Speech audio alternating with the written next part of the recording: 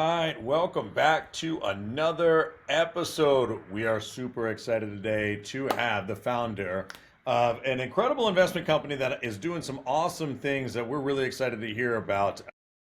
I'm just going to kind of let him intro himself because I hate to just do somebody's LinkedIn bullet points, and I would rather allow them to tell their story. But the founder of Quantel AI is here, Shyam Sreenivasan. Welcome to the show, man. Really appreciate you taking the Thank time. you. Thank you, sir. Thank you very much. Absolutely. And like I said, I always love people to kind of tell their own stories a little bit because gets really passionate like we are about their vision and what they're building. So give us a little bit of insight into what we're building over at Quantel. Yeah, hi. Thanks a lot for the opportunity, Matt and Brian. My name is Shyam Sreenivasan. So I started this company back in 2020, and prior to that, I was at Morgan Stanley for 23 years in primarily the risk function in the algo trading group.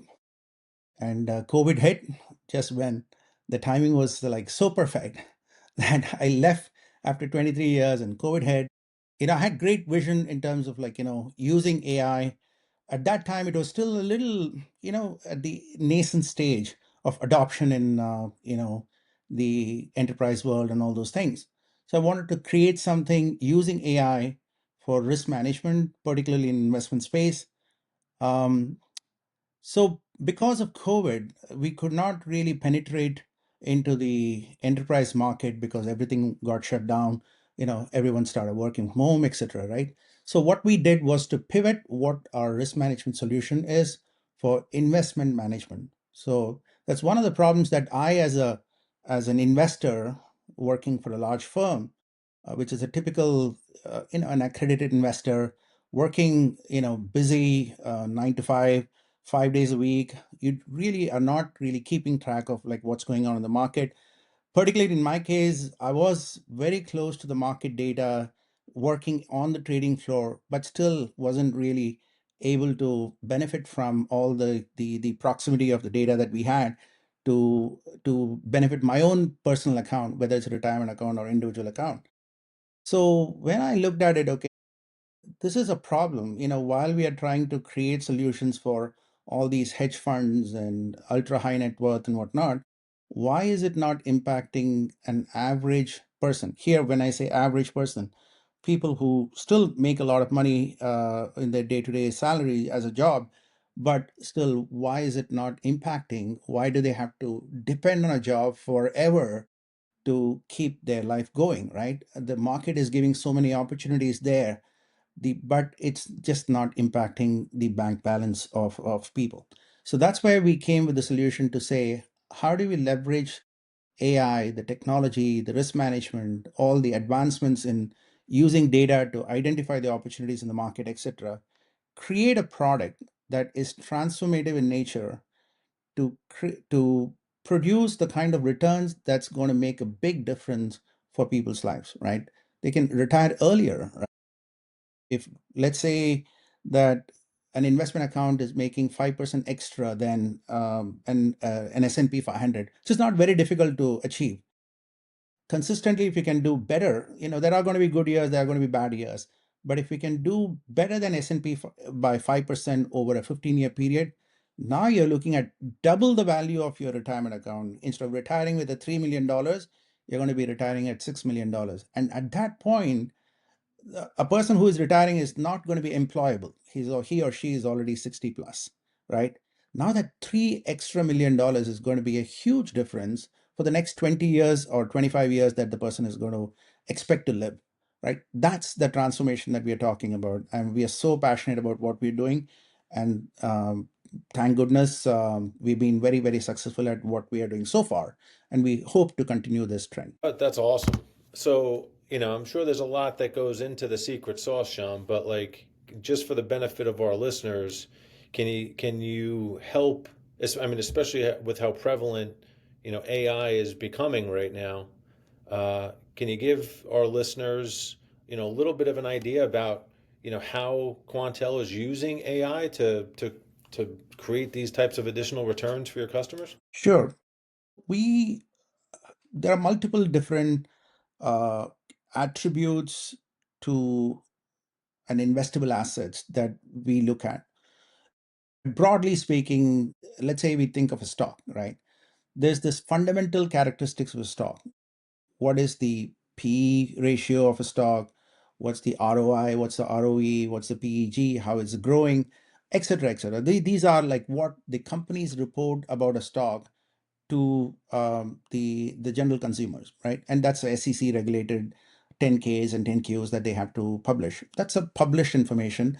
Along with that, we also get what is called the management discussion, where the management speaks about what their outlook is, where they've succeeded, where they expect, some sort of a headwinds and so on and so forth. So we look at that data. We use AI to process that information to see what kind of sentiments does the management have in terms of projecting the outlook of a company, of their company. Then there's also the technical data, which is about how the stock itself is being treated in the market. What's the kind of the investors that's there, how many institutional investors are there, etc. That gives a set of confidence, a sign of confidence about where the market, for example, Tesla is not driven by their fundamental. It's mostly driven by the market sentiments, right? So a particular stocks movement could be driven a lot by momentum, some could be by growth, some could be by value, and so on and so forth. So those characteristics are studied separately. So the first is the fundamental, the second is the technical, and then the last one is the sentiment of the analyst. There are lots of analysts of big companies like Morgan Stanley, where I used to work, Goldman Sachs, etc.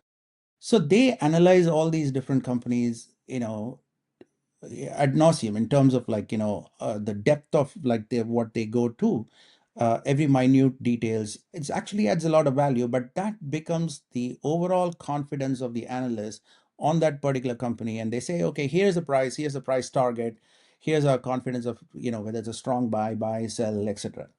So that gives also a trend. So we put all these factors into an AI model. We look at the history of how this particular company has been doing across all these different factors, how the market has treated this particular stock, has it gone up or down. So for every single stock, we build a model. So the AI model is a stock specific model. As I said before, Tesla is driven a lot by the sentiment, whereas a General Electric might be driven a lot by the fundamental factors. So that kind of analysis, when you put that into a 2000 plus stock that we actually analyze, it's not humanly possible to do it. So we let the machine figure out the intricacies of all the different parameters in play to tell where are we right now, what is the current fundamental factors, what's the current sentiment factors, what are the current technical factors. Using the history of knowledge that we have over the last 10 years, what can we say about this particular company? What is the next 3 months going to look like? We don't look too far ahead, right? We just look at, every time we look at it, it's only a 3 month outlook, because AI is really good at forecasting something in the short term instead of too far into the future. So we use that information to be able to predict this particular stock is expected to go in this range. We cannot predict an exact number. We can predict a range of where the momentum is driving. For example, a stock is trading at 100. Okay, given all the different factors, that includes the larger market factors, how bullish or the bearish market is. Using all those, we then come up with a predictive model that says this is the place where we expect the stock to go. Now, when you put it all together, there are going to be some stocks in a technology sector versus a healthcare sector. Now you need to normalize it. So what we do is combine each of these factors into a score, what we call a quantal score. We normalize it so that we can compare a stock in a technology with a stock in a healthcare. Because now at the end of the day, now if you've got $1 to invest in, where would I invest the dollar to basically get the best return with the appropriate kind of risk, right? So that is what quantal score really means, is the amount of return that you can get to with a unit of risk that you're taking, in a simple sense, a Sharpe ratio kind of a metric. Now you've got this database of all these different stocks. Now you can slice and dice this data. Say, what are the top 10 stocks in this particular sector, right? Technology sector, healthcare sector, semiconductor as a subsector within technology. You can do everything. Now I'm able to produce, or we are able to produce the ranking of the various different, the sections and subsections, or the various different ways that you can look at the stock market data. Now, to construct it as a portfolio, then we take it a different approach where we use quantitative finance to be able to optimize the portfolio that you construct. You say, I want to, have a particular portfolio that is within a certain tolerance levels of my volatility. So I want to be aggressive, meaning I want to have a volatility between 20 and 25%. I want to be a moderate, 15 and 20%. So our cruise control in that case is the volatility level that we set to our algorithm and say, using the data that you have from the AI model, construct a portfolio that's fit within my volatility constraints. Then you get a portfolio that's constructed that picks some in technology, some in healthcare, some in like industrial and so on and so forth, that basically gets the best of all the different sectors to create a portfolio that you want. So now we are able to create various different types of portfolios with certain focus on growth, certain focus on value, certain focus on momentum, etc., etc. Now you can slice and dice the data the way you want. Now because you've got this good solid database of scores that we built. Sorry, there's a lot of data, No, there's a don't lot of apologize. Like information. my head's going to explode. And Speaking what of, love I like think, I think one of the things that I'm most impressed by, Sham, is yeah, there's a whole lot to unpack there, right? Tons, and clearly you know your business and your modeling strategies like your home address, which is incredibly impressive. You, as a professional, right, have been around way longer than AI. And one of the things that that we've run into and done some analysis on is, you know, business owners and entrepreneurs taking the leap to really embrace AI. And you've built this business around AI, but you've been around way longer than AI has. So like just curious, like how did you figure out, how did you get comfortable with going all in and building your business around AI? Clearly, you have some asset management and some investment background before that, but you've put your chips in the middle of the table. Like, how did you get the confidence, and what did you need to do personally in order to prepare yourself to take that leap? So prior to what I'm doing now, I was primarily focused on risk management. How do I protect a franchise uh, where we are trading tens of thousands of orders a second, right? You think of direct market access of an institutional client, a hedge fund client, sending orders through algos to the market. And on the other side of the fence, where we are the broker dealer sending orders to the exchange, we have to make sure that it's risk checked and limit controlled and so on and so forth. There's a lot of regulatory requirements as a broker dealer that we had to do, and that was all rules based, rules driven, right? It was error prone. You fix the problem, you lose tons of money along the way, right? When you have a glitch, because the client is going to hold your firm good whole for the error, so we have to compensate for that. But every single day it's a firefighting, right? We could never solve the problem because you fix a rule one, it could affect a rule 10. You fix a rule 10, rule 9 gets affected. So this is such a complex mishmash of so many different complex rules that you're always firefighting. And it was not using the advanced technology that became prevalent at that point in time. 5 years back, AI was just starting to get used. Things like anomaly detection, things like forecasting, regression models, and all those things uh, was getting more popular in terms of like the industrial use cases. Now, where you have got hundreds of thousands of transactions to process. Now, using those transactions, you can profile a particular client or a particular trade or a particular symbol, how much you trade, what's anomaly for your pattern. So that's where my interest in AI really came in, is how do you take your treasure trove of data that you have? You're not doing anything. Every day you're transacting. That is wealth of information that you have. Now, using this wealth of information, now you can build a moat for your franchise to say, I can protect my franchise using the information that I already have. It's not rules driven. You're telling AI, go and learn from the data that I have. I'm not going to teach you. I'm not going to put a rule there. You go figure it out. I've got the data. Now, just imagine the power of it, right? AI has learned that from the data. This is what a typical client would do. This is what a typical trader would do.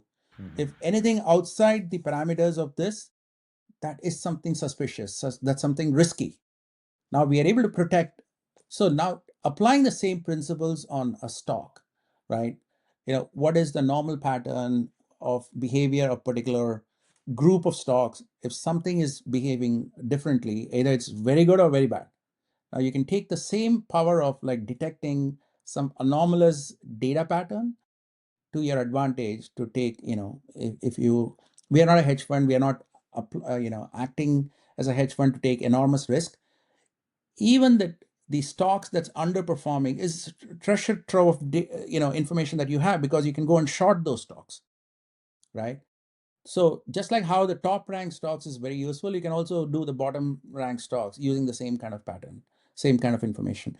That's exactly where my interest in AI came in, and then we applied, or we pivoted this information to be able to create portfolios that is, performing very good for the appropriate amount of risk that we take. So you touched on two things that's fantastic. Your responses take us deeper down the rabbit hole, and then I want to go all down all these different pathways. So I love this. You mentioned something that I was going to ask about anyway, and you touched on it. I love to dive deeper on it. When you were in the risk management side, you mentioned that one of the things that was a point of frustration was kind of the amount of layers of the existing infrastructure and rule-based decision making, right? If you think about, I think about Michael Lewis's book Flash Boys, about the advent of high frequency trading, right? He talks a lot in that book around how high frequency trading started to level the playing field, because firms like Goldman and some of the biggest players on the street, they were unable to keep up with, I know this is a derogatory term, but I think it's the best way to put it, kind of these garage band hedge funds that they were so nimble and so quick to pivot, and they didn't have millions of lines of code to tear down to start to implement new strategies. Exactly. All of a sudden, the advantage on the street got flipped, and all of the big investment banks were playing catch up because they had so much existing infrastructure and so many layers of red tape that they had to figure out a way to undo. And before they could even start to think about hiring the most talented people to come in and help partner and build high frequency algorithms for them, they had to figure out how to tear down or work within the framework that they had been building for a century.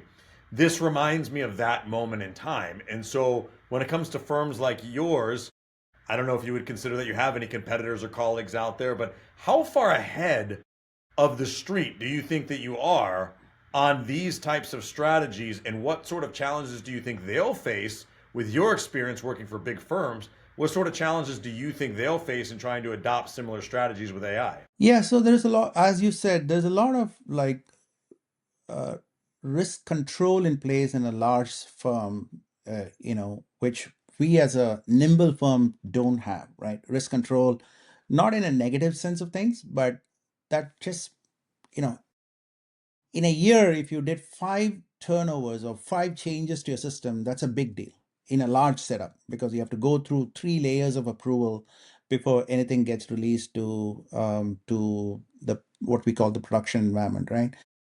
That kind of issue is not there. If I want to make a change, I just have to turn around to a couple of my team members in quant finance team that we have and say, hey, can you implement it? And it's done by the next hour, right? I want to use Three it next months day. faster than they're going to get it Literally, done. yeah, because we can just be very nimble. But to be fair though, right, a large firm is dealing with scale issue, which we don't deal with, right? The number of transactions that they deal with, because I used to be heading a group there. So I have to really be conscious of saying, that's not really necessarily bad, because if you make an impact and if it's not tested well enough, that could impact the entire street. I cannot impact an entire street at the position that I'm in right now as a startup with, few tens of millions of dollars. We are at the $50 million mark right now, which is not bad, but still, 50 is nothing, for a large firm like a Morgan Stanley, for example, right? So to be fair, I think the right kind of controls is there, but the fact is that they cannot be nimble, right? That's just the fact of life.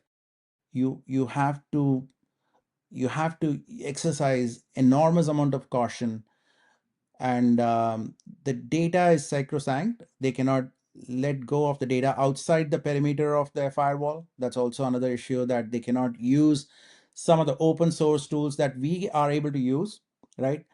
Part of the nimbleness is how quickly can you adapt what is available there to your environment to be able to cookie cut something, right? I can do vibe programming, I can ask ChatGPT to create an algo for me using my data. Those kind of things is just not possible in a large setup. So there are pros and cons to both sides of the fence, right? But from a nimbleness point of view, the pros for me is we can just be as nimble as we want it to be. How do you? I know Matt's got a whole bunch he wants to jump into now, but like, I just got so many pathways, questions that come up now, right?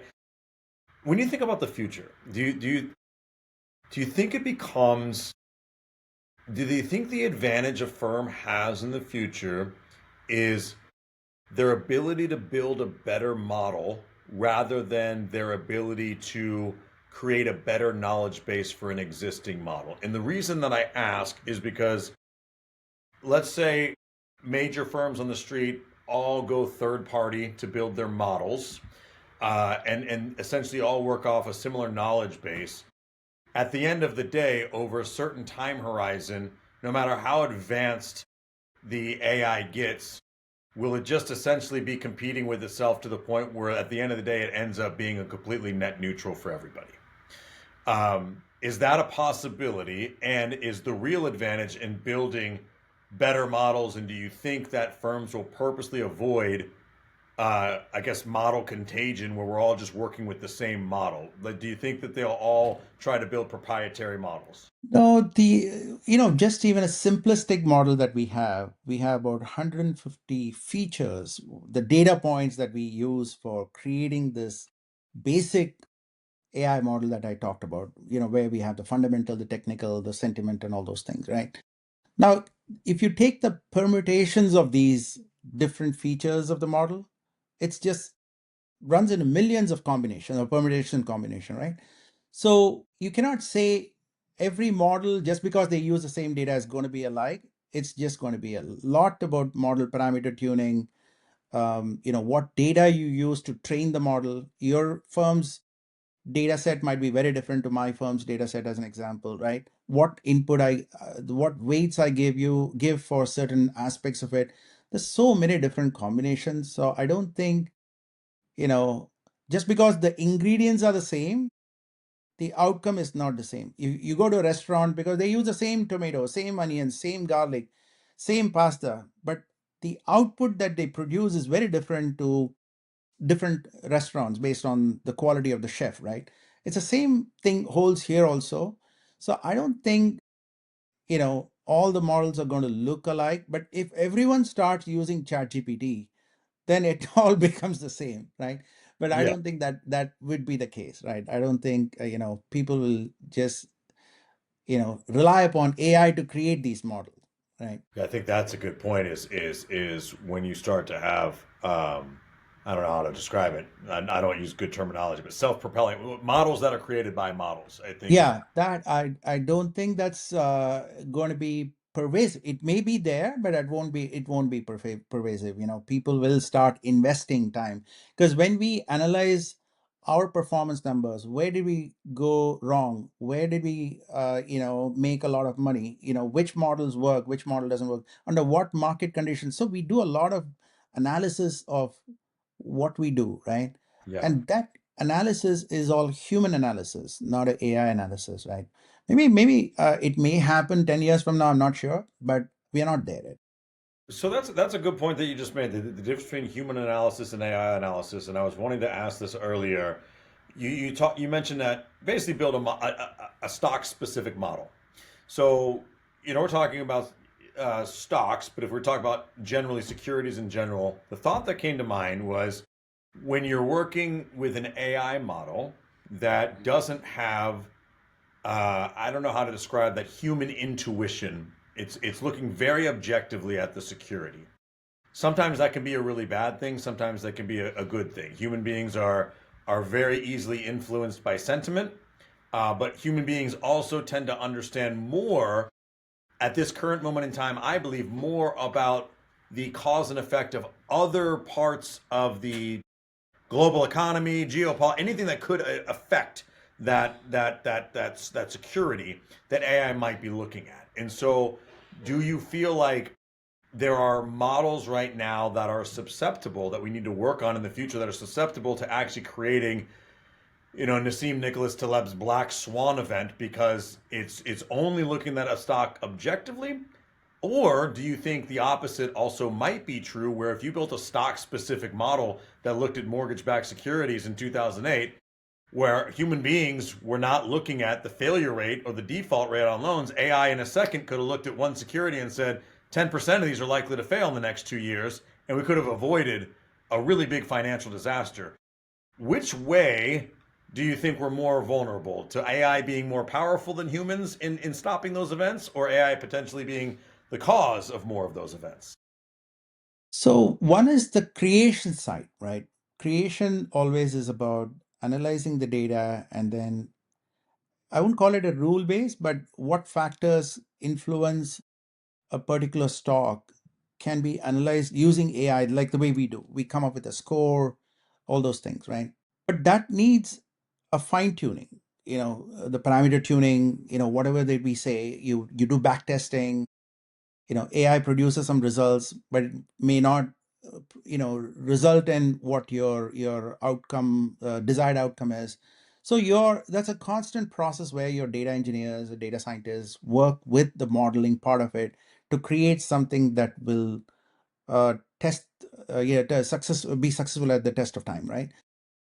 But the AI, on the other hand, in terms of identifying the anomalies, identifying the risk, which, as you said, a human may overlook it, but an AI engine may not overlook it because it's able to like look at it a 360-degree process, do these Monte Carlo simulation exercise and all those things, see where the extreme outcomes are, all those different things. So you can use AI for detecting a particular problem, whereas you need a combination of AI and a human to be able to design a model.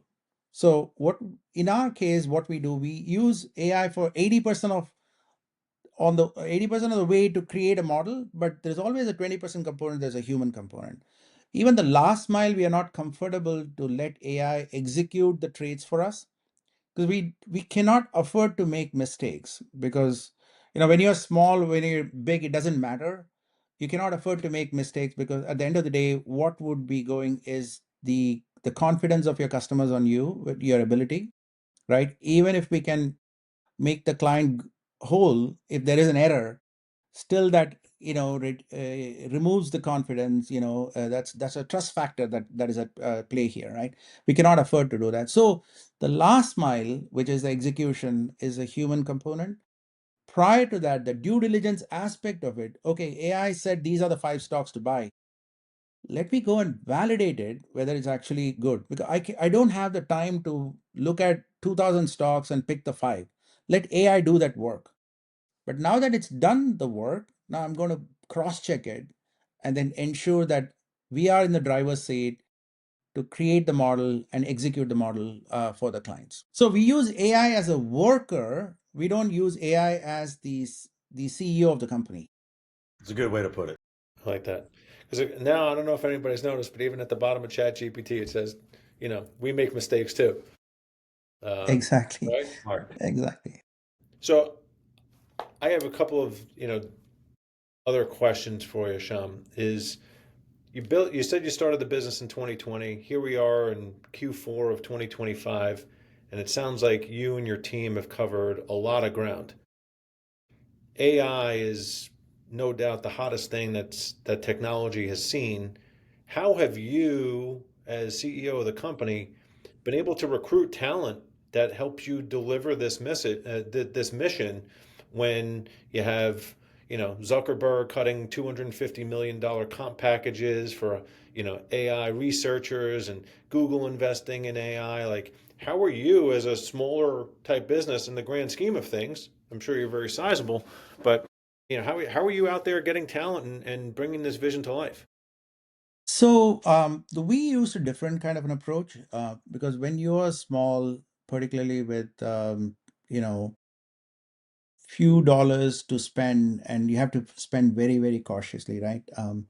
So we hired a lot of interns. Every summer we have an internship program that we recruit graduate students, not undergrads, mostly graduate, let me put it that way, because there are some exceptions that we have done. So graduate students from a quant finance program in Rutgers, quant finance program in Stevens Institute here in Newark, New Jersey, Hoboken, from Columbia, from NYU, all within the vicinity of where we are. We're able to hire grad students to come and spend the entire summer with us. And then we also extended beyond summer. So for those people, those students who actually shine within the program, so that gives that extended training ground for them, and also for us to be able to observe whether this person can be hired. So the engineers that we have in our team were ex interns into our program. So that's how we hired. But we do have some senior talent, also that we hired people who, have been working in enterprises before, but now they're taking a break, or they are like in the midst, or they like the startup culture. And, like me, after 20 years, they want to do something more vibrant. So we do have some couple of engineers like that in our team. So that's how we grew. We are not competing with the Facebooks of the world or the NVIDIAs of the world in terms of hiring those talent, because let them go there. But we've got a much younger pool of people that we hire for the groundwork. But then the seniority or the gray hairs will come and help give the stability for the firm in terms of taking the mature, guided decisions along the way. Mm, love that. I love the intern concept too. That's awesome. Another question is, it's very clear that you're using AI to, really create the foundation of your core business, right? Your value prop, your unique Mhm. value, unique selling proposition. Are you using, or how are you using AI to actually grow the business and acquire clients and run your back office operations? Can you give our audience a little bit more detail there? So we use two forms of AI. One is the traditional AI, which is forecasting, telling where this stock is, the anomaly detection. That's the original AI. Let's put it that way, right? That's how you're using data to understand what that pattern is, embedded in it, which is not in clear sight, but you have to go find out using technology. That's AI. Then the second form of AI is, now that you have got the data, the LLMs or the chat GPT's version of the AI, now you can ask any question. Now that we have the data about the client, data about the stock, data about the market, now you can formulate any question that you want. Let's say you are my customer in my platform, right? You've linked your accounts with us.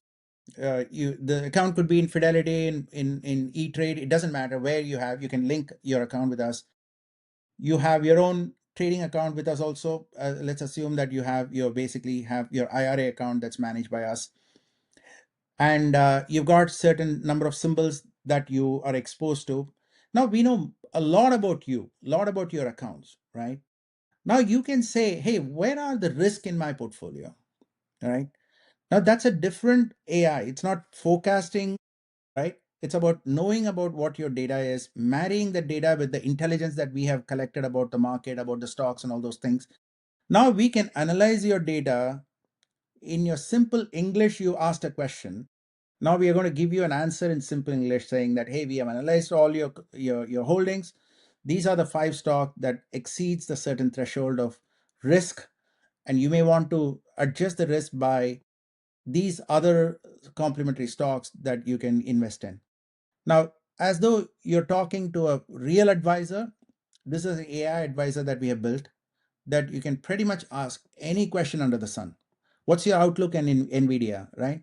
Because we then go after the data that we have, and we are able to formulate the fundamental characteristics of it, the technical, all in seconds. What would have taken hours for you to compile information, we're able to provide that answer, and you can go dig deeper. Once you get an answer, then you can go deeper, just like what ChatGPT is doing, right? 2 years back, it would have been a wow. Today, it's like, oh, you got to have it, right? So we have that.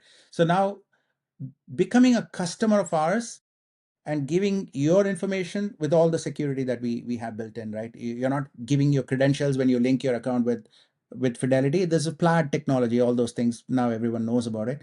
So you're just linking using OAuth.